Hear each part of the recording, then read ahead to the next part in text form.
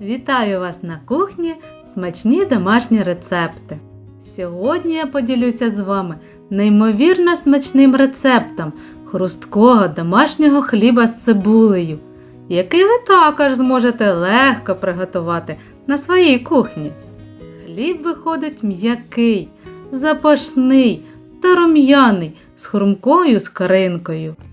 Спочатку поріжемо цибулю маленькими кубиками, так як на засмажку. І якраз цибуля і дає хлібу характерний аромат та легкий пікантний смак. Наливаємо в сковорідку олійки і смажимо її до золотистого кольору. Дуже не треба засмажувати. Треба, щоб цибулька залишилася соковитою. Десь отак. І одразу я перекладу її на тарілочку, щоб цибуля трохи охолонула. Беремо цибулю і висипаємо її до миски, в якій будемо замішувати тісто. Додаємо 350 г теплої води, 15 г цукру, це не повна столова ложка, 10 г солі, це чайна ложка, олії 40 г, майже 3 столових ложки, та сухих дріжджів 7 грамів або 2 чайних ложки. Та все розмішаємо. А тепер додамо просіяне борошно. Я буду додавати його невеликими порціями. Спочатку змішую вінчиком, а далі вимішую тісто руками до однородності.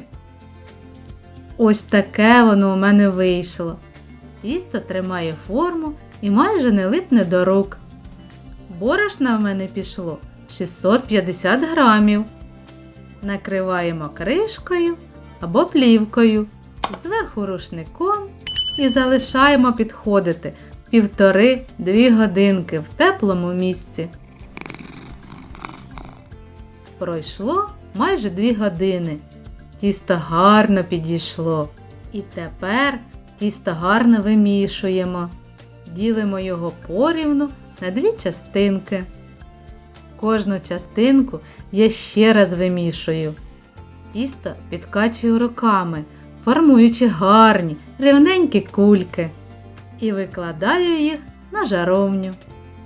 Зробимо невеликі надрізи, щоб придати красивий вигляд. Накриваємо плівкою і залишаємо підходити в теплому місці хвилин на 40. Погляньте, як збільшилися хлібинки в об'ємі. І тепер обережно змажемо верхівки олією. І ставимо в розігріту духовку на 180 градусів на 40 хвилин.